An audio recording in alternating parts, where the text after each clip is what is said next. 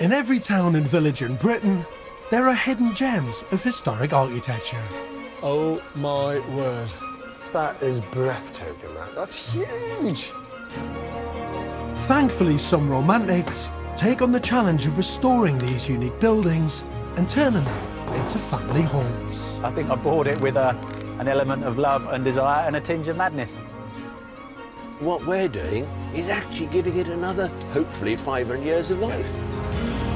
Churches, barns and industrial buildings tell us many fascinating stories about our past. Tickets, please. As any stately home or medieval castle. It isn't for the faint-hearted. You've got to fall in love first and then think about the consequences afterwards. But the rewards can be a home like no other. We're so proud of him. To see it and live it, it's just inspiring. Yeah, can't talk about it. As an architect, I relish the challenge that these unusual buildings give us when we're trying to create a place called home. This week, a Yorkshire couple battle to create a family home from a crumbling Baptist church. Fine. I mean, there's nothing wrong with it whatsoever. Don't tell her. Don't tell the wife. It's a monster build. Don't fall through the ceiling, it's just been plastered. And they're doing it all themselves. I just can't wait to see the kids running around. It's going to be lovely. On a cripplingly small budget with a bucket load of Yorkshire grit. You're a grafter. It'll be all right. Absolute grafter, mate. You'll get there.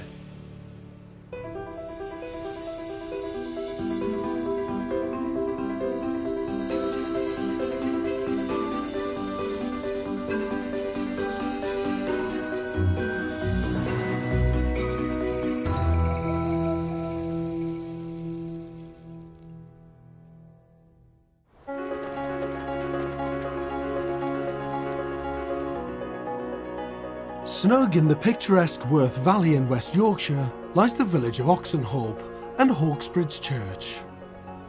This Edwardian Baptist chapel was bought by locals Colin and Emma Clues in 2014 after they'd spotted it for sale on a property website for £232,000. My first reaction was, well, we were going to buy it as soon as we saw the property.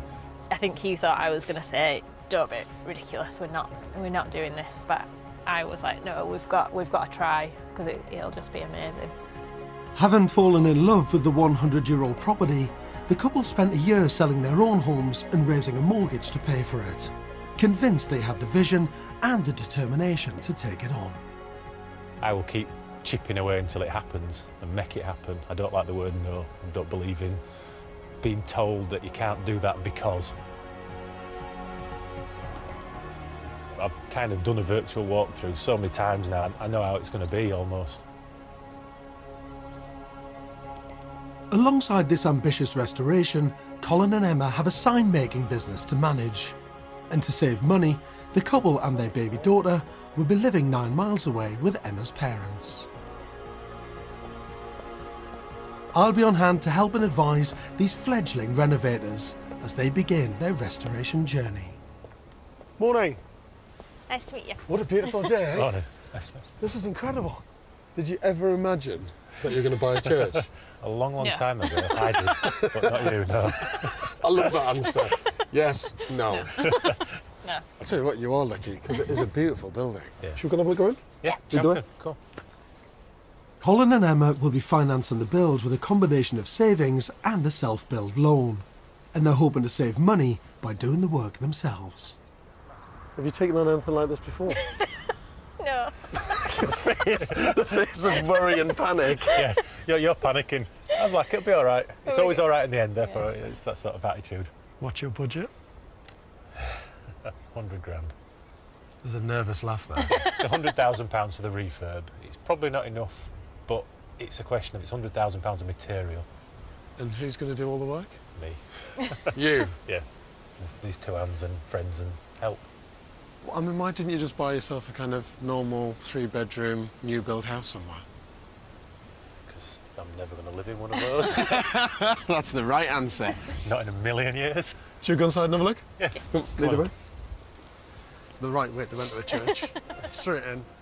Hawksbridge is a 2-storey brick and stone church dating back to 1915.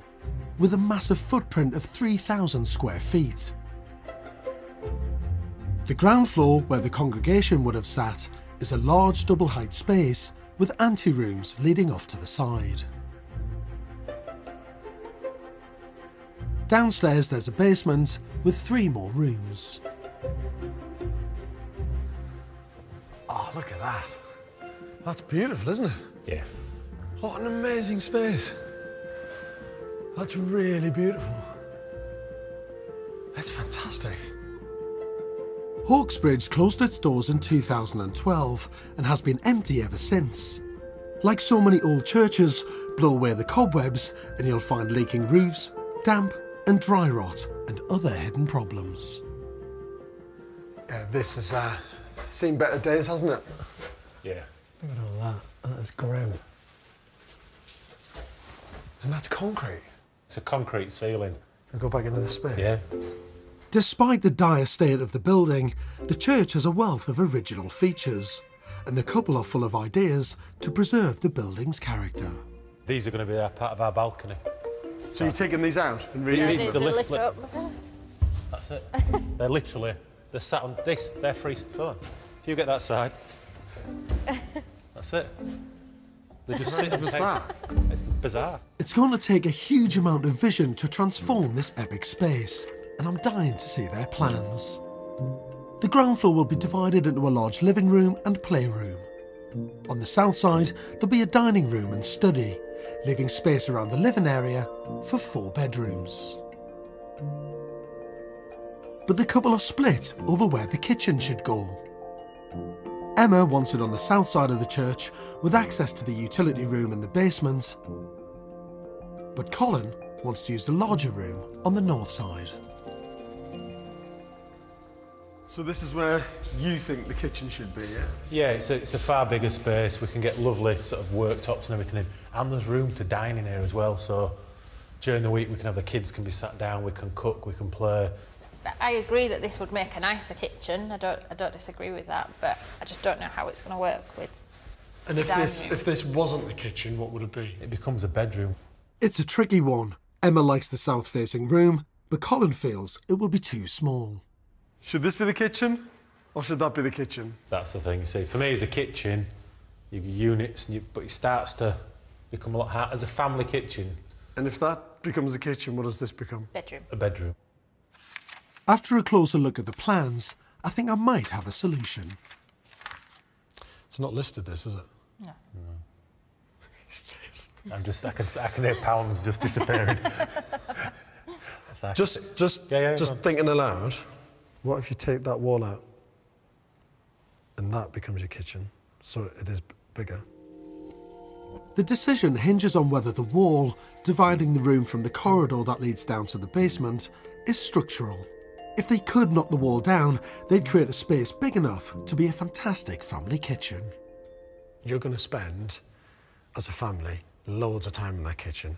It's facing the view, and it's facing south. Yeah.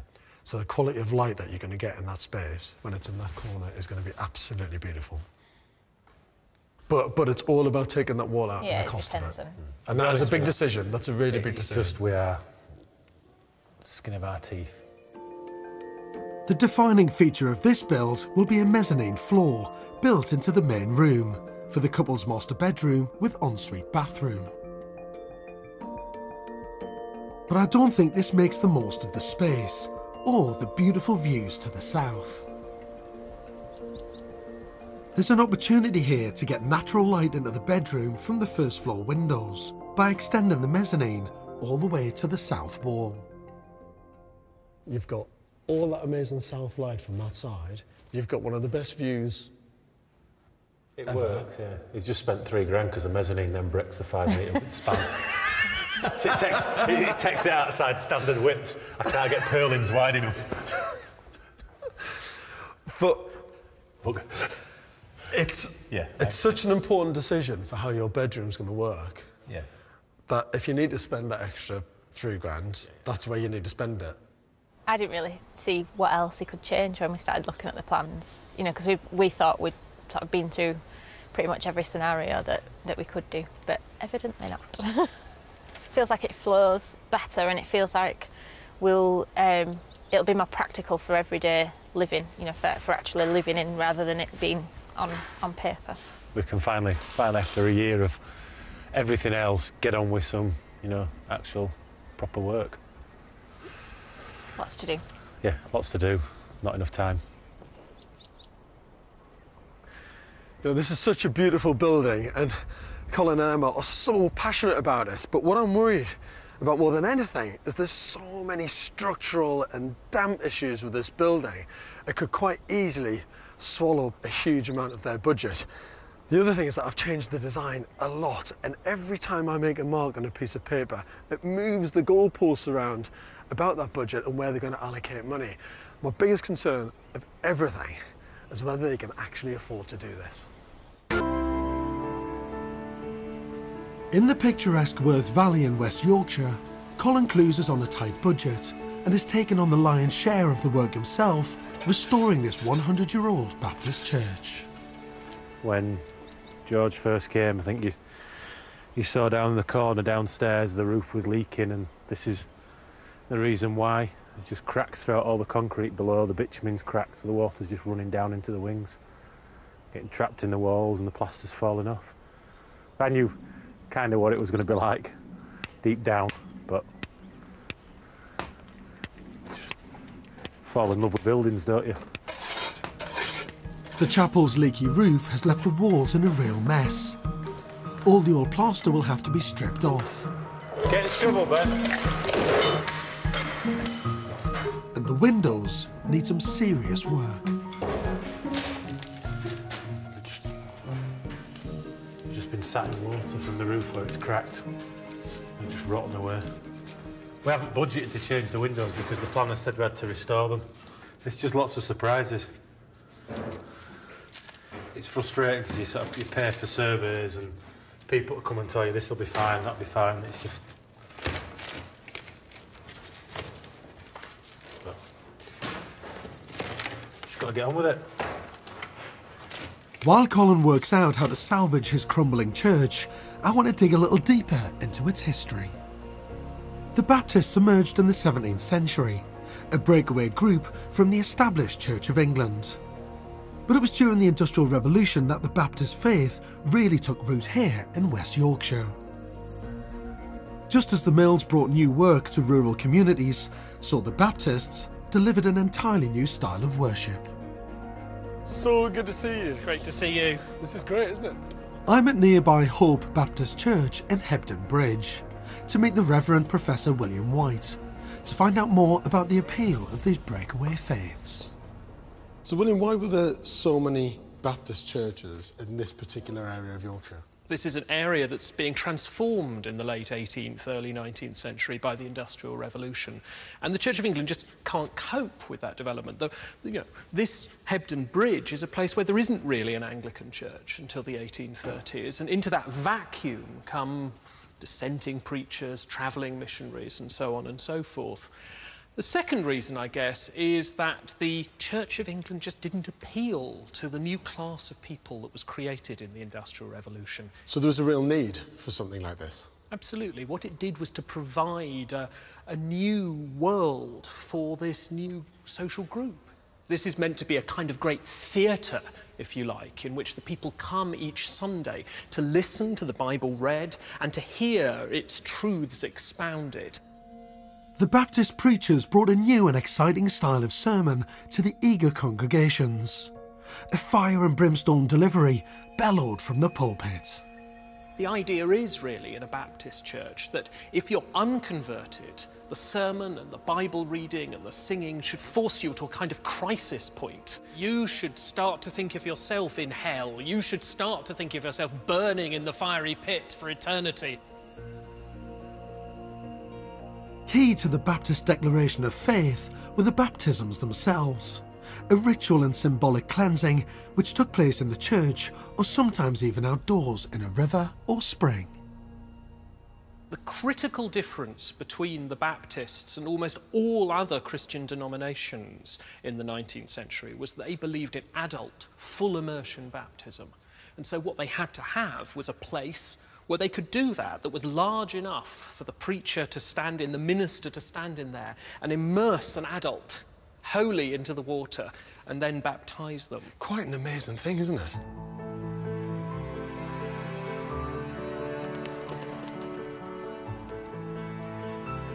It's 3 months since my first visit to Hawksbridge, and with the build in full flow, I'm keen to see how Colin and Emma are getting on.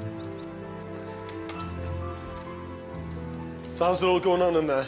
Get in there. Big changes? Oh my word, look at that! God, you've done loads. The big RS chair, we took that out. The floor, it was raised up there, came out, and in doing so, then we discovered the whole baptism pool. Hang on, you found it? It's yeah, there. I found it's there, yeah. So, no, you're missing it. Where? They covered it up, we found out in 1951, so... Oh my word, look at that.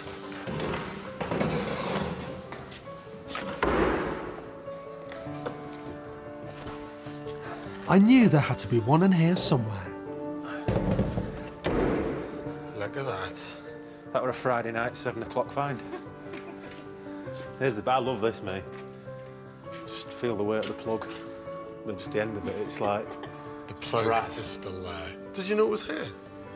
We Do you have any idea? We knew they'd had a baptism bath in, but the problem was no one could remember it. It was 1951, since we've looked into it, it was covered over. Yeah.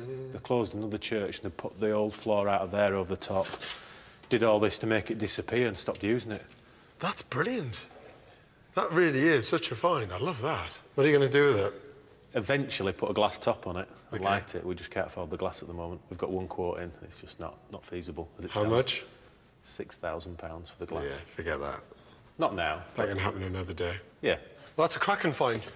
Brilliant, actually. And you've done loads of other work, haven't you? So this has all been stripped back, tanked. All the floors Doors have out. come out, floors out. It's really good. And all this, all new stud work. It was meant to be 12-month, 18-month build, and then... No way. Yeah, we've got to... No way! Yeah. Baby number 2. Baby number 2, yeah. Yeah. Baby number 2 coming. How does that affect the schedule? We're just going to see what we can do. Okay. Everyone tells us it can't be done. We can't get it finished. If we had a big pot of cash, yeah, but we don't. But it does mean we're just going to throw a few more hours at it in the day. So the idea is that you're going to get in by the time baby comes? No. It'd be nice to think we could, but I don't realistically think we can do that. Can we have a closer look at this wall? I'm thrilled for Colin and Emma, but I'm wondering whether they're going to find it all a bit too much. I mean, I might as well tell you, and you probably know this anyway, he's going to be here a lot more. He is, yeah. The more the build goes on, he's going to be home less and less and less, and he's going to get more knackered, and there's going to be more financial pressure. Yeah. I'm going to be more and more pregnant. And you're going to be more and more pregnant, and you're both going to be more and more skinned. Yeah. I love that. Yeah. Well, but it's not a surprise, is it? That's what happens, isn't it? You know. Are you ready for it, though? Well, we'll find out when it happens. You know, we've just got to find a way to get through it. Neither of us went into this thinking it was going to be easy, because, well, if it was easy, then more people would do it, wouldn't they? All I keep thinking is it's only for a year. Crack on. At least there's some good news on the kitchen wall. On my first visit, I suggested knocking it down to create a bigger space. It turns out the wall isn't load-bearing, so it won't cost a bomb to take out.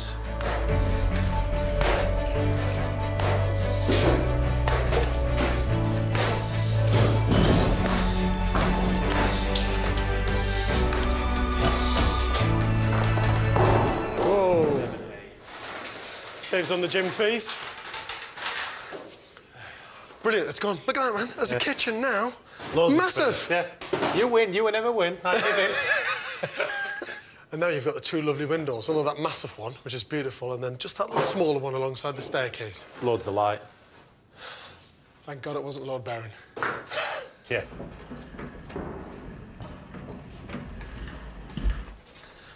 I'll tell you what, there's a lot of hard work going on this site. It's unbelievable, I think, how much Colin and Emma are pushing themselves the absolute limit, trying to juggle the restoration project, new baby coming along. Talk about pushing themselves. It's actually quite an epic build, this. It seems to me the story of Hawkesbridge has always been a tale of hard graft. 100 years ago, this church was built and paid for by the people of the village, with help from local mill owner William Greenwood. I've tracked down Amy Binns, lecturer from the University of Central Lancashire at one of the last working woolen mills in West Yorkshire, to find out more about the strong ties between mill and chapel.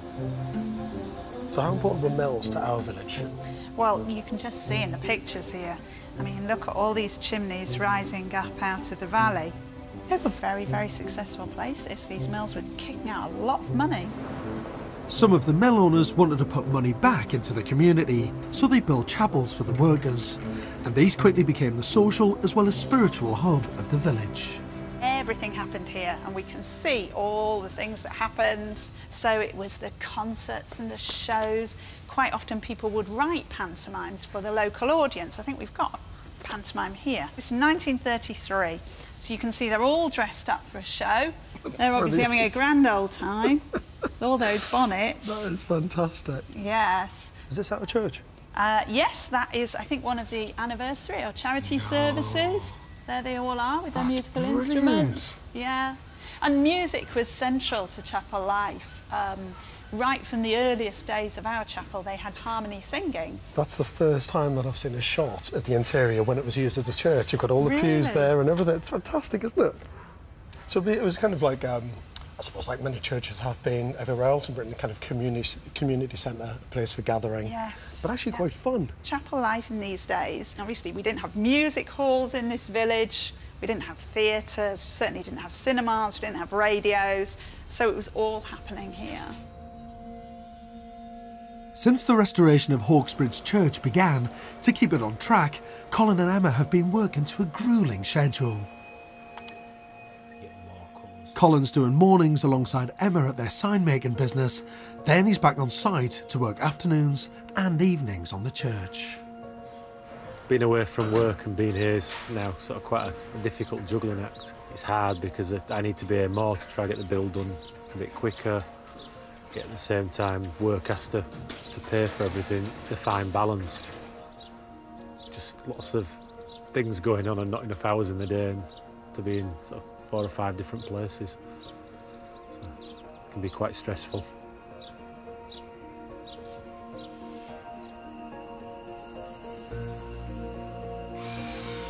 Emma, who's now 5 months pregnant, is balancing work with looking after little Florence. And to add to the pressure, the build has just suffered its first major setback. The timber shuttering for the mezzanine foundations has burst. We thought it was all done, and then there was just a nice popping noise, and the box opened up and about 6 tonne of sort of wet concrete went flooding out underneath the floor. So that was when we called it a day and stopped at that point, stopped the pour. But there's no money in the budget to hire extra help. It's now a frantic scramble to recover the lost time. The only way to catch back up now and get the time frame back so we could get the timings we needed to try to keep the project moving forward. It's just meant a few 1 o'clock in the morning, 12 o'clock at night finishes, early starts because we're busy at work. I think I'll see light when the mezzanine's up and all the mezzanine's in. It's very late on Friday night, and Colin's friends and family are due on site first thing tomorrow to help put up the mezzanine. Before that, the floor needs to be finished. I'd love to be in bed right now, but it's just not an option.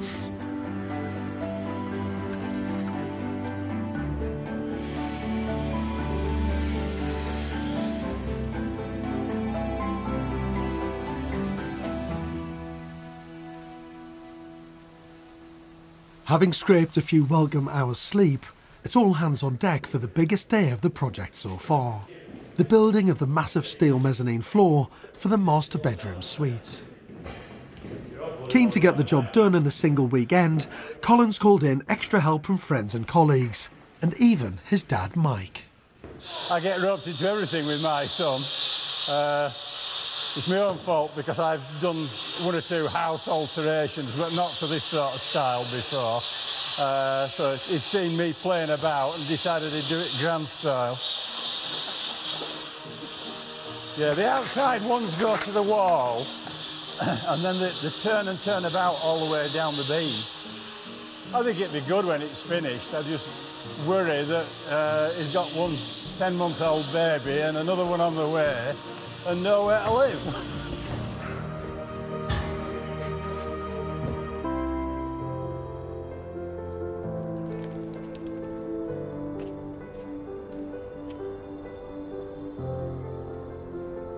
After a real team effort, the mezzanine floor of Colin and Emma's Baptist Church has been firmly bolted into place.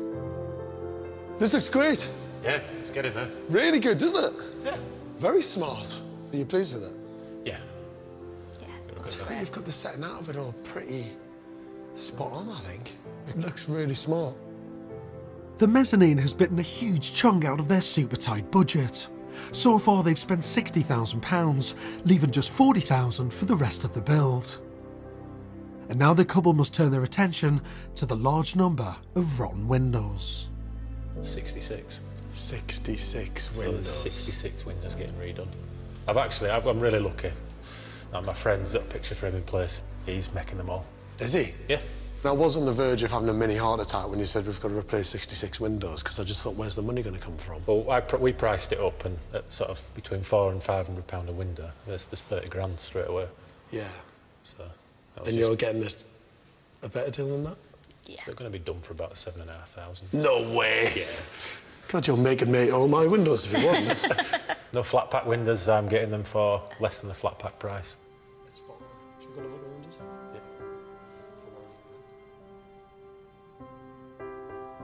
All these unexpected extras are going to have a big impact on the budget, and of course on the amount of work piling up on Colin and Emma. Sometimes it's hard because Emma's pregnant, so it's a balancing act between making sure I'm there for her and what she needs as a husband, and at the same time making sure this keeps moving forward, and it's just a juggling act. At least with the new windows arriving on site, Colin's got a fighting chance of getting the place weathertight before winter and the arrival of the new baby.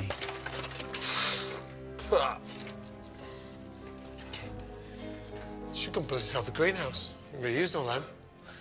Nice little mock Victorian one. Oh, look at that view! Never seen that one before. Not from here, look at that. Em's going to be desperate to see that. Come and get her. Em? She here? Yeah, she's here. Come and get her. She'll love that. Come have a look. Come and have a look at this. Come on. First view from your kitchen. Have a look. Come on. Wow. That's a good view. That's amazing, isn't it?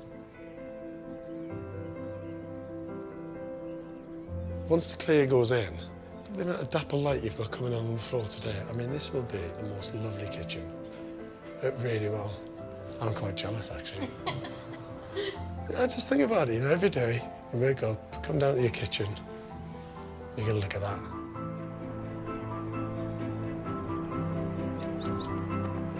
There's just so much potential here for a very special family home. Fantastic, that. Not bad, is it? Very smart. But what's really starting to worry me is the heavy burden on Colin, who's working round the clock to get the build done. You've just got to make how many of them? Well, I'm not making them, but there's 65 left to go now. We've just got to, you know, seal them, finish them, glaze them, fit them, all before winter. Ah, be fine. Yeah, what are you worried about? A couple of weeks. As well as everything else you've got to do in the building? Yeah, no problem. You're a grafter. It'll be all right. Absolute grafter, mate. You'll get there.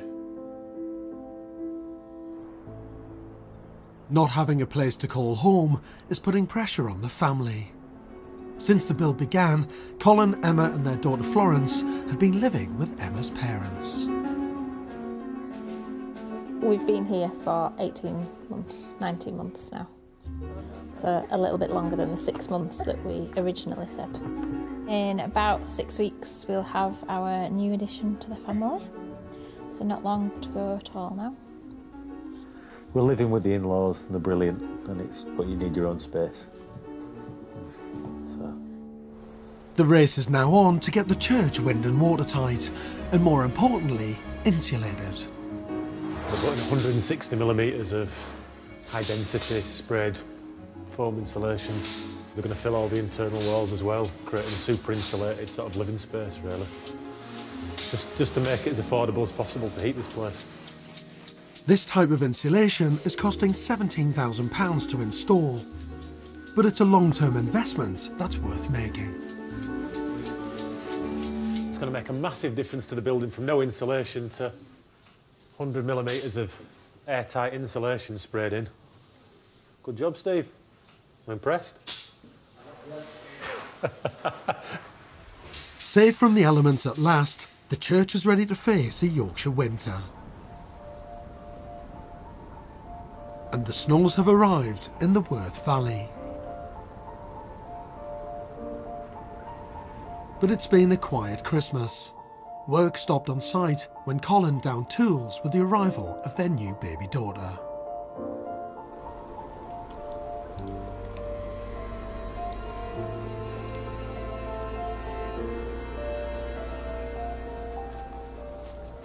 Hello there. Hi. New baby and everything. Look at that. Cute baby hiding in there. You must be over the moon. Congratulations, mate. Thank you. Well done. Well, should we go inside then? Yeah. Out the freezing cold. Thanks, mate. So far, they've spent around £80,000, which is incredible considering how far this build has come. Now Colin wants to install a computer-controlled lighting system throughout the house. Most houses, you switch the light switch on and it can only switch on that light that is linked to. In this house, everything goes back to one location, so it's structured in its wiring. And then that one switch could switch on anything, on any of the circuits, as long as the brain is programmed to do so. It can all be done, you know, remotely. It can be done through apps on your phone and things. As ever, the only way they can afford this is if Colin does the work himself. Despite the time it will take, he's determined to drag the old Baptist church into the 21st century. It'd be about 2 kilometres probably of lighting and mains wiring, and then probably another 2 kilometres, I reckon, of the smart wiring. Don't fall through the ceiling, it's just been plastered.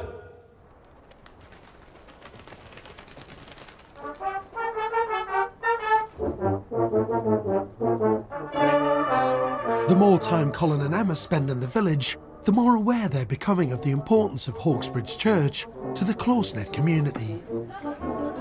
It's 100 years since the church opened, and despite the fact they're under so much pressure, the couple have invited the whole village to a centenary celebration, complete with the local Howarth Brass Band.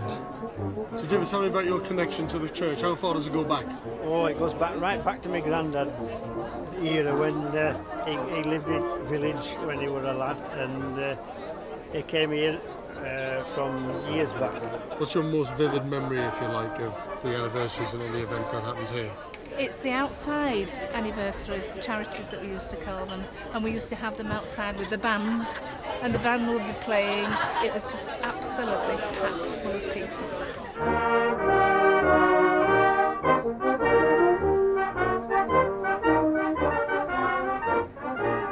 My grandfather was organist here for 60 years, and then I did it for about 25 years. 25 years? 25 years. You were the organist for 25 years? 25 years. There's a rich musical tradition at Hawkesbridge, dating back to the celebrated local composer Handel Parker, who learned to play the organ here and went on to write the world-famous hymn, Deep Harmony. When you played a hymn, such as Deep Harmony, which is our hymn here, isn't it, Deep Harmony, you could feel the roof, it was lifting. I mean, what I've got a sense of today is that this building is more about people than bricks and mortar, isn't it? About the community, don't you think? Oh, without a doubt. It's been really nice, sort of people knocking on the door the last few weeks, now they know it's on, and anecdotal stories, and did you know that such and such, and it's like, no, I got married here, nice to meet you, and it's like, oh, okay, really? It's just been really nice. It's like the buildings felt warm in a different way.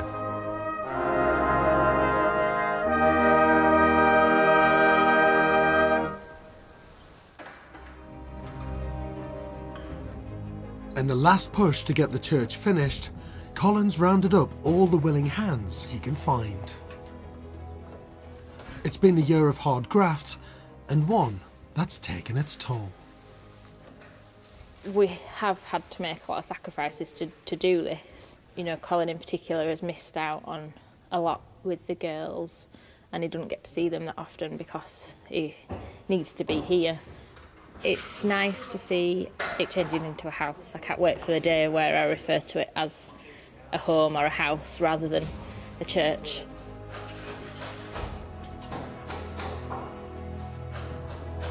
We've risked everything. We've sold 2 houses. We've, done everything we possibly can to make sure we've got a, forever family house. I just can't wait to see the kids running around. It's going to be lovely. When Colin and Emma Clues took on Hawksbridge Baptist Church 18 months ago, it was always going to be an epic, single-handed restoration. Now I'm back to find out whether they finally achieved their dream of turning the village church into their family home. Hello. There you are. How are you doing? You all right? Yeah, good. You look far too well. You should be absolutely knackered. Obviously, from the outside, you didn't have to do a lot, really, did you? No, no. A bit of repair work and things like that, but it was much more about respecting the old building and just letting it be. Inside, Changed it. work. It changed it just a little bit. Tad. Is it done? Yeah. Are you happy? Yeah. Really happy. As happy as you can be. Yeah. He's always wanted to do extra Yeah, he bits. does, He yeah, never thinks he's finished. Nope. No. Should we go inside and have a look? Yeah, Let's Come go. on. Coming in. How's it looking? Something like it. What do you think? Now that is brilliant.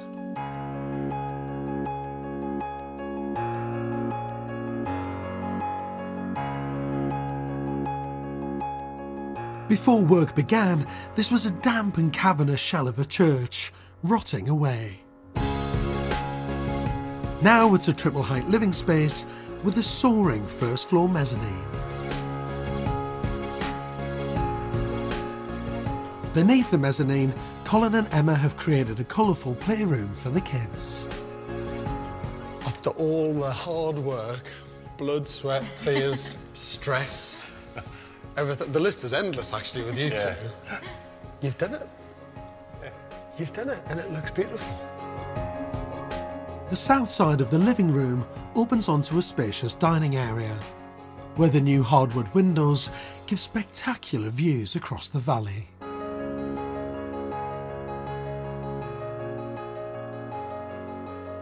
And then you've got a nice little office study off to there. Yeah. I like that. You can just close that off. You still got the light coming through the clear glass. And then the baptistry. That's fantastic. Yeah.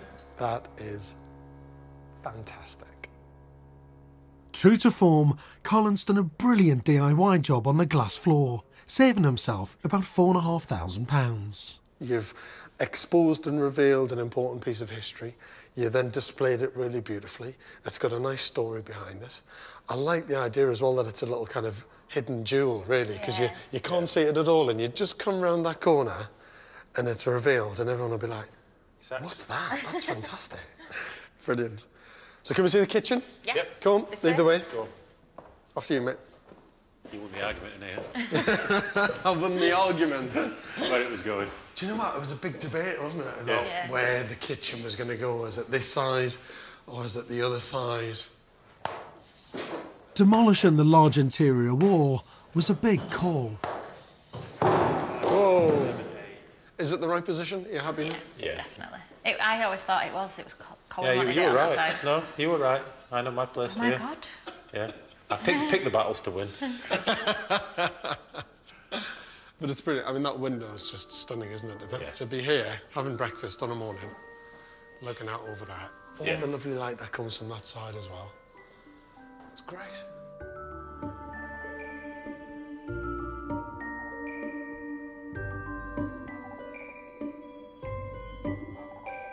The old ante-rooms on the ground floor have become 4 beautiful bedrooms. And stairs up the side of the mezzanine lead to the balconied master bedroom suite. That's a bed, isn't it? I don't really have to say anything, do I? It's fantastic. That is some bed. That's some upcycling. How have you done that? Pretty. How? Yeah, what is it? What? So that's the old pulpit. That's actually the back of the pulpit. These are the side posts off the pulpit. And then we took these off. These were sort of reworked and made to jig around, and then the bits of detail pulled off other bits and then spliced and diced it all together.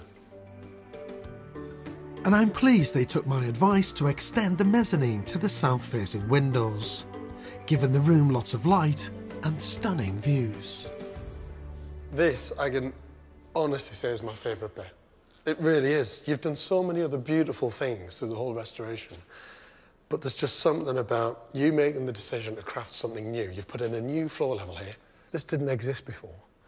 And to have this lovely balcony edge and be looking through that arched window to the beautiful landscape beyond is just, it's staggering. And obviously, another bit of upcycling. Yeah. You've salvaged and reused all of this. It was painful. It actually looks like it's meant to be there. That's the sign of a brilliant restoration project. And there's still the bathroom to see, isn't it? Yeah. Should we go and have a look? Yeah, cool. Look at the little bathroom. It won't be little, I know that for a fact. A bath. Oh my word. That's not an ordinary bath, is it? No, it's a Colin an animal bath. feeder. It's an animal feeder The guy bath. yeah, he actually makes dipping and tanks, things for the food industry, so yeah, I just got him to make me a bespoke big tank.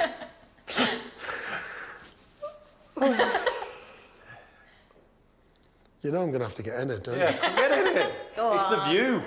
You should be able to lie down in that and put your hands behind your head as if you're lying completely flat. Right, I'm going to leave my feet an inch away from the end.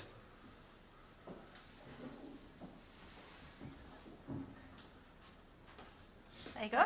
You could be buried in this when you go. Something maybe then. It's perfect because you get to sit in the bath, we can both fit, and you can just look down the valley. To be sitting in your roll-top dipping trough, whatever it is, and looking out at that view, it's so beautiful. You should be really proud. Thank you. You really should. It's bloody brilliant. I feel tiny in here. I've never felt small in any bath that I've ever been in. Oh, hang on a minute. There we go. There you go. This is a whole different programme altogether. Happy days. Brilliant.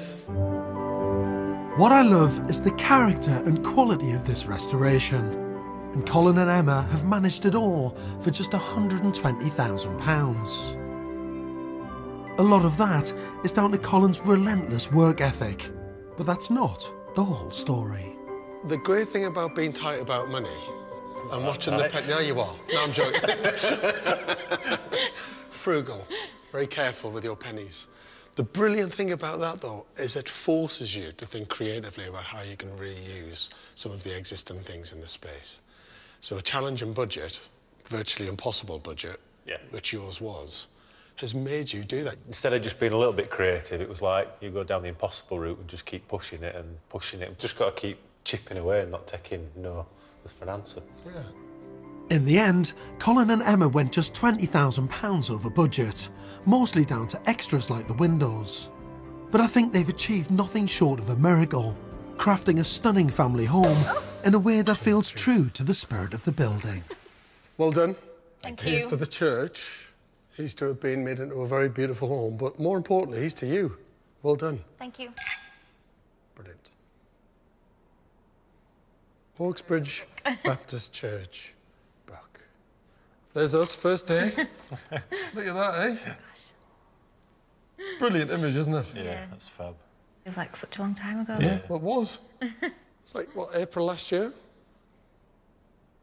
Then the build. Then where we're standing now, there we are. Yeah. We'll be on there. But all that hard work paid off. This is for you. Thank you very much. This is your life moment. Just for you. Thank you. Fabulous.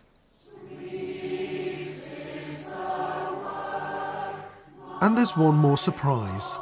The local choir are raising the rafters one last time with Deep Harmony, the hymn that's part of the legacy of this village church.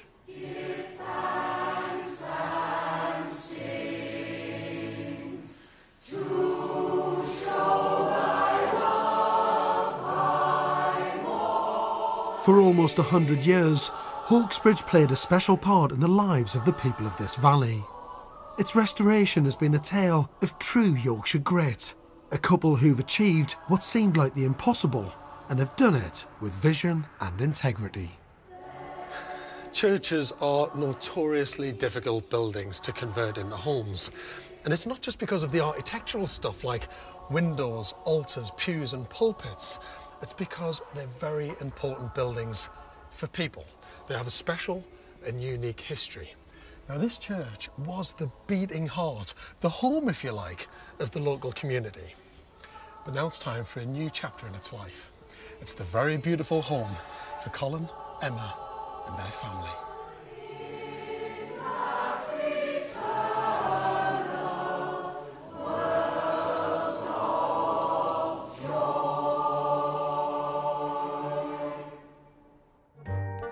To find out more about the build featured in this programme, or if you have a project for the next series, go to channel4.com/restorationman. Next time, it's one man's dream to restore a Victorian railway station single-handed. Life is not a dress rehearsal.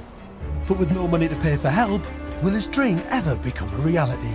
It might take me longer than I perhaps anticipate, but it won't beat me. So that's next week, same time. Tomorrow, the girl behind the incredible voice, Asif Kapadia's talked about film Amy, here on 4 at 9. But coming up, which 70s board game was accused of selling sex in a box? The clues are in the big fat quiz of everything, next.